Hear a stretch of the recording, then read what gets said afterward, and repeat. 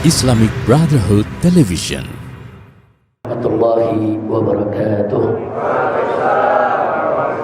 Bismillah walhamdulillah wassalatu wassalamu ala rasulillah wa ala alihi wa sahbihi wa mawalah. Ahiba'il kiram, fi hadal masjidil mubarak la ansa an usiyakum jami'a wa nafsi bi taqwallah wa bi ta'ati rasulillah sallallahu alaihi wasallam. Wa nasallallahu subhanahu wa ta'ala an yahdiyana ila siratikal mustaqim wa yaj'alana minal muttaqin wa yudkhilana jannatahu jannatan na'im bihaqqi sayyidil mursalin walhamdulillahi rabbil alamin. Taqabbalallahu minna wa minkum wa taqabbal ya karim.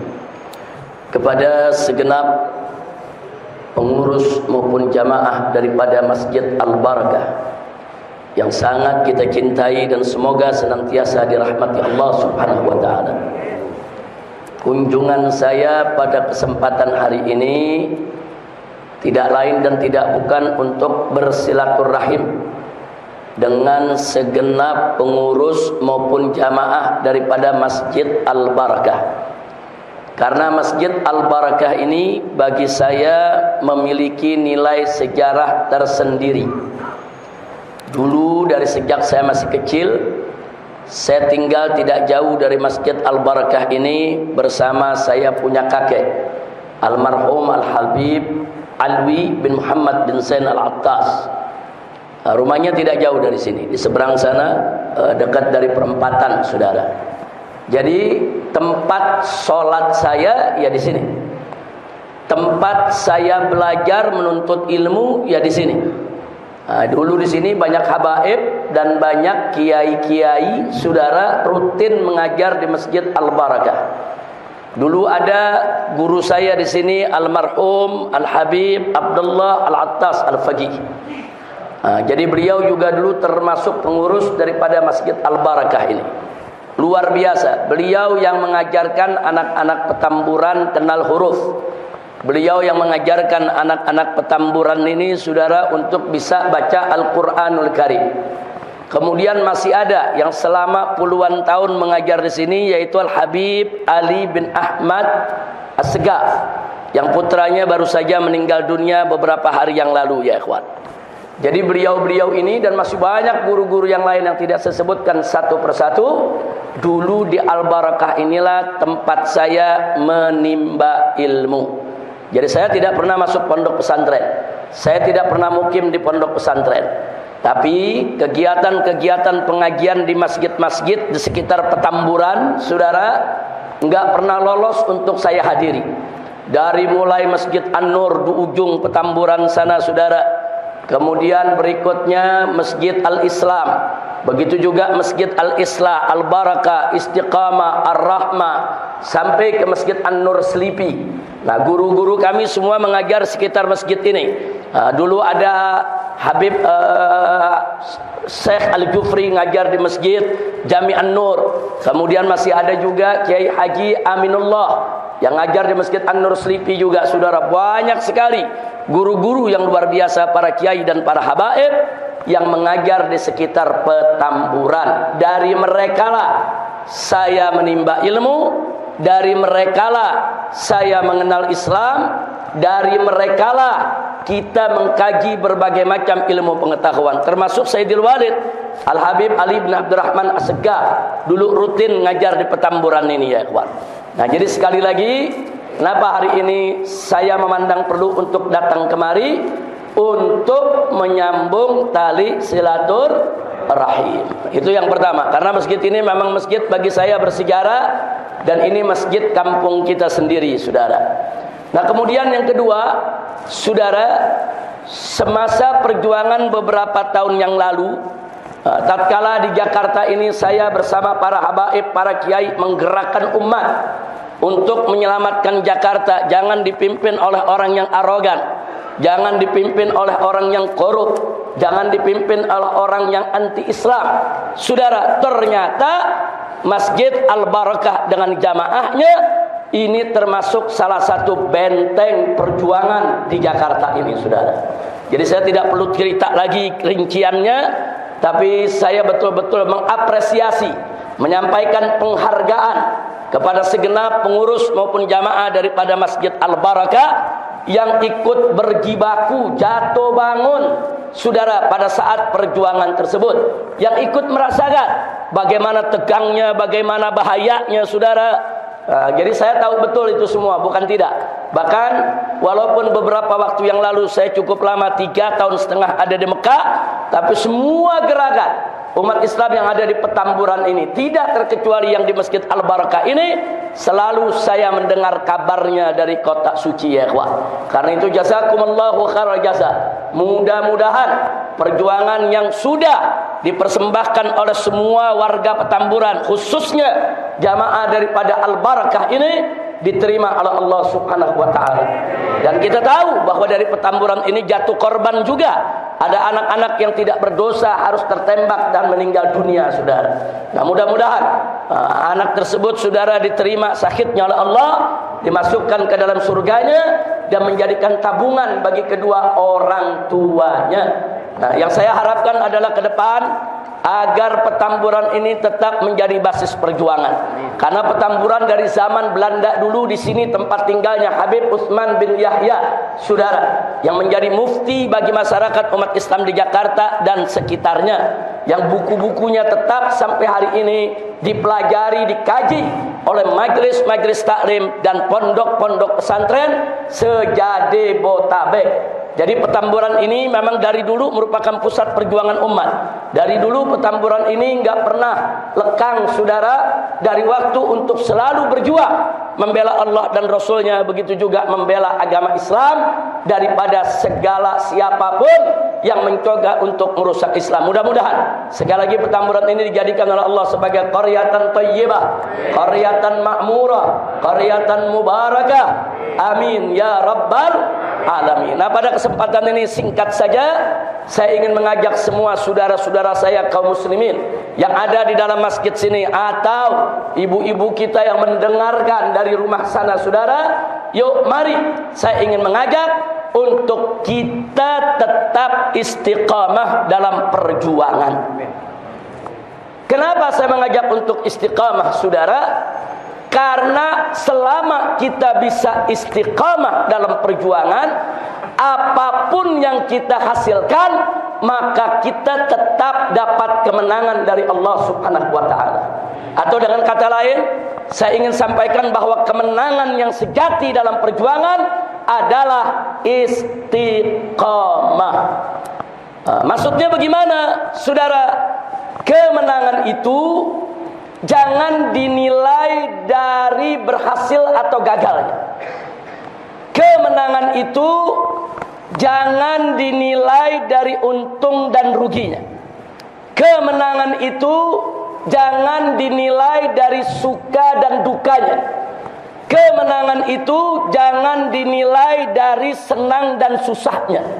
Tapi kemenangan itu wajib dinilai dari istiqamahnya. Nah, maksudnya bagaimana? Jangan ada di antara yang berjuang begitu gagal merasa kalah. Jangan, ya ikhwah. Gagal bukan tanda kekalahan. Jangan duga orang berjuang begitu dia merasakan duka, dia merasakan susah, terus dia merasa gagal. Enggak betul, saudara. Karena kemenangan yang sebenarnya bukan dinilai dari menang atau gagalnya, dari sukses atau gagalnya, atau dari suka dukanya. Tidak, tapi dinilai daripada istiqamahnya. Seseorang berjuang, saudara, saat dia senang, dia tetap berjuang taat kepada Allah.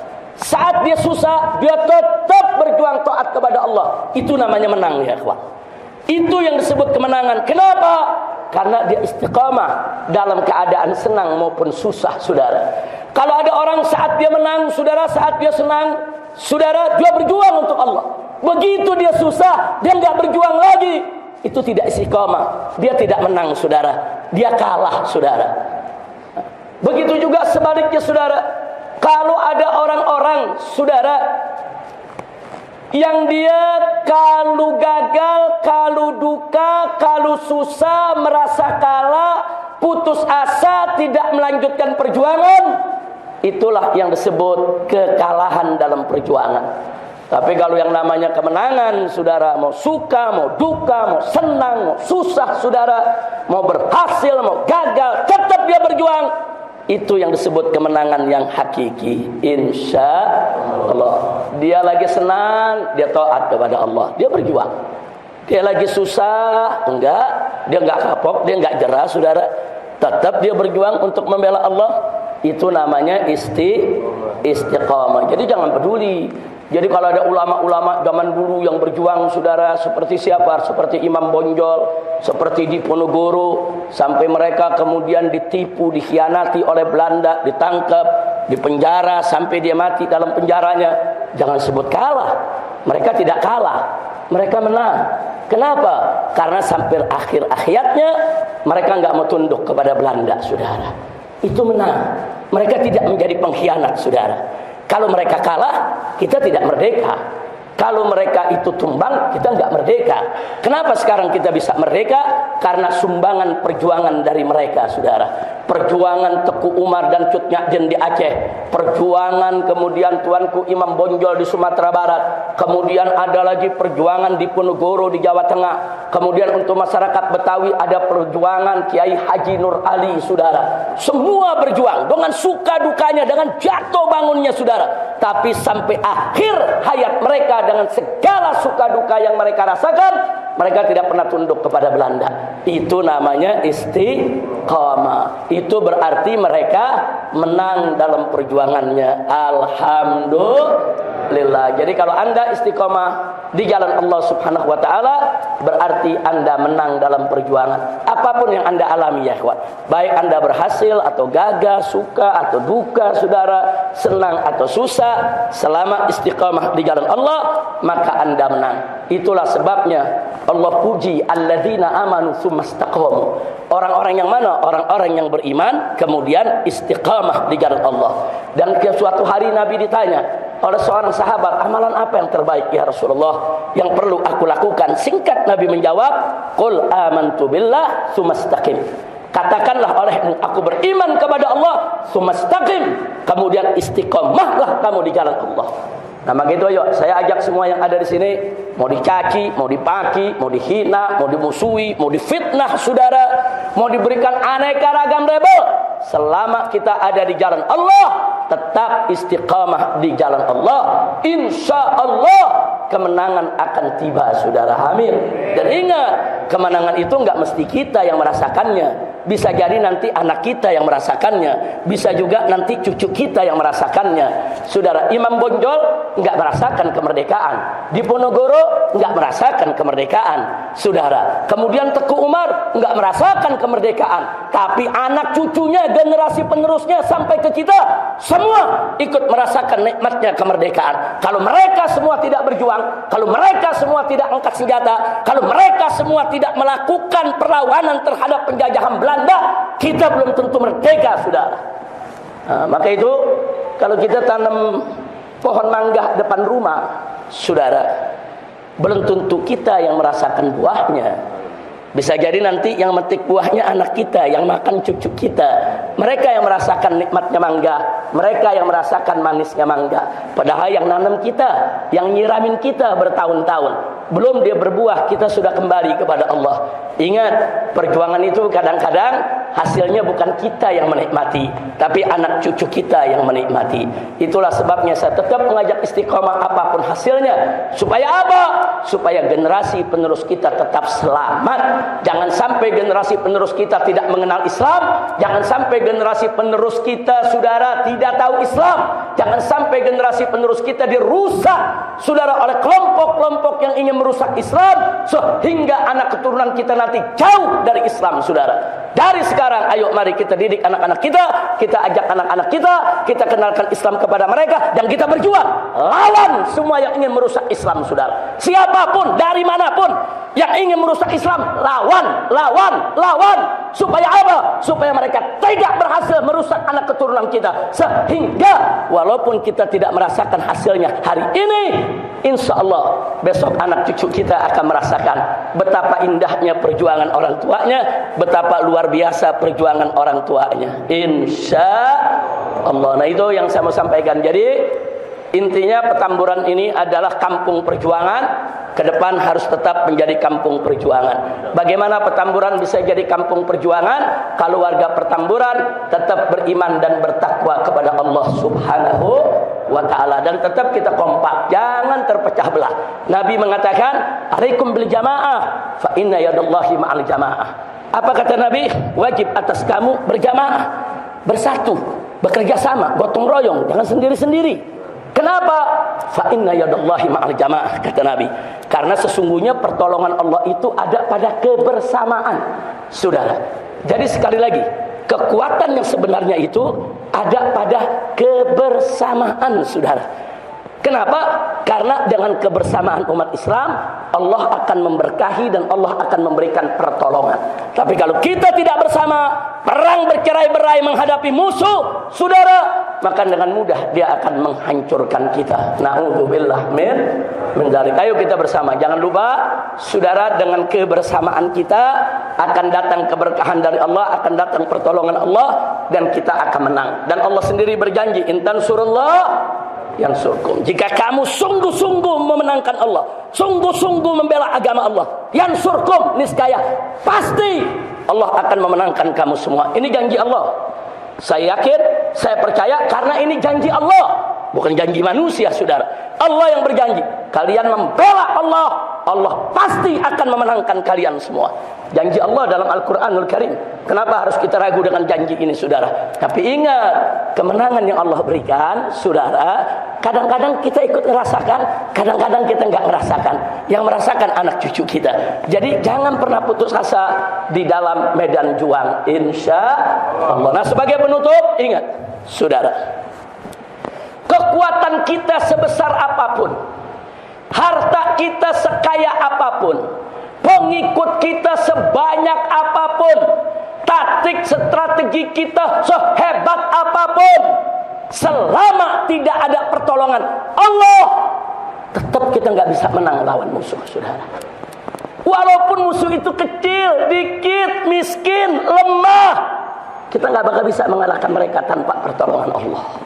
Tapi sebaliknya, saudara, sekecil apapun kekuatan kita, sedikit apapun harta kita, saudara, selemah apapun pengikut kita, saudara, termasuk selemah apapun taktik dan strategi kita, udah serba lemah, udah nggak ada apa-apa.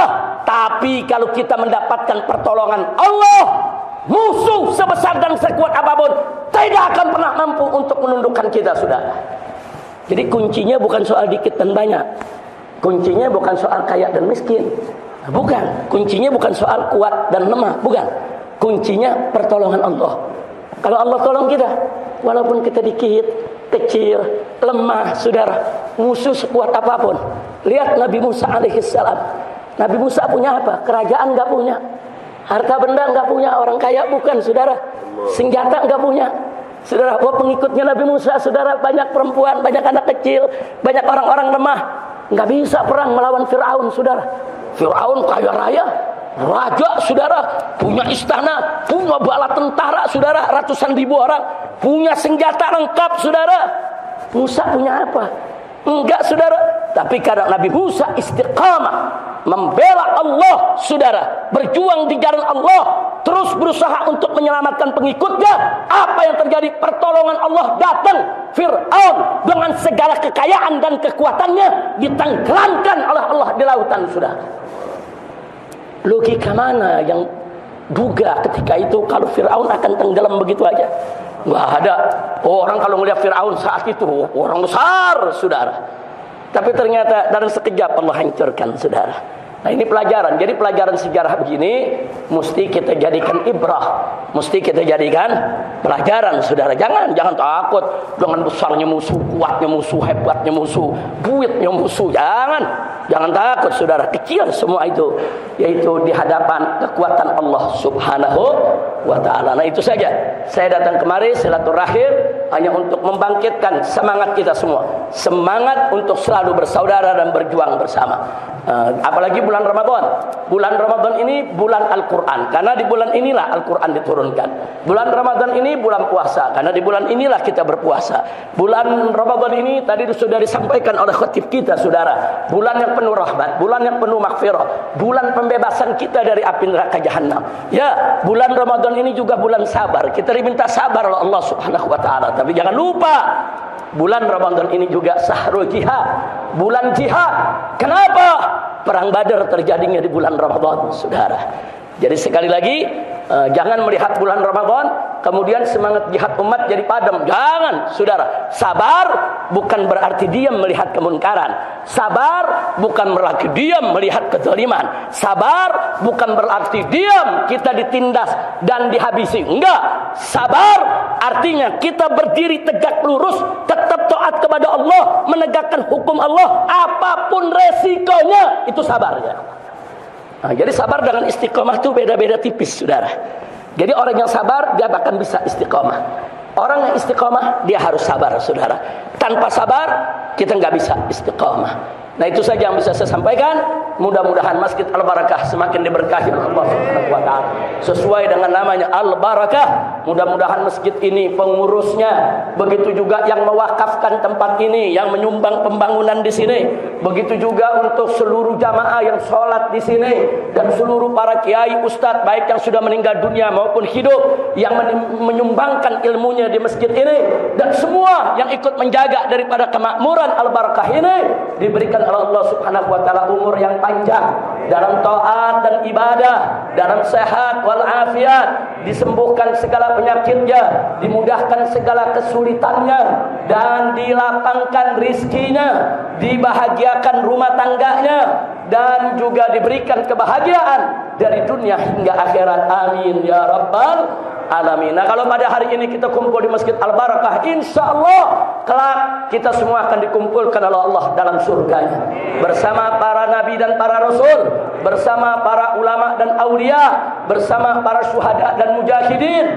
bersama orang-orang tua kita dan keluarga kita. Amin ya rabbal alamin. Ala hadhihi niyyah wa likulli niyatin salihah wa ila hadratin nabiyil mustafa sallallahu alaihi wasallam bisirril Fatihah.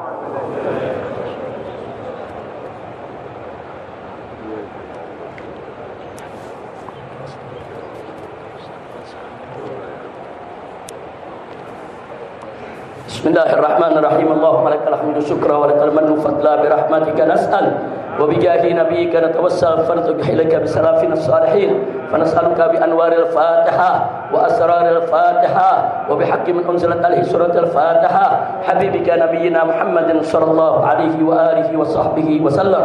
Allahumma inna nas'aluka al-huda wat tuqa wal afaf wal ghina wal mauta ala dinil Islam.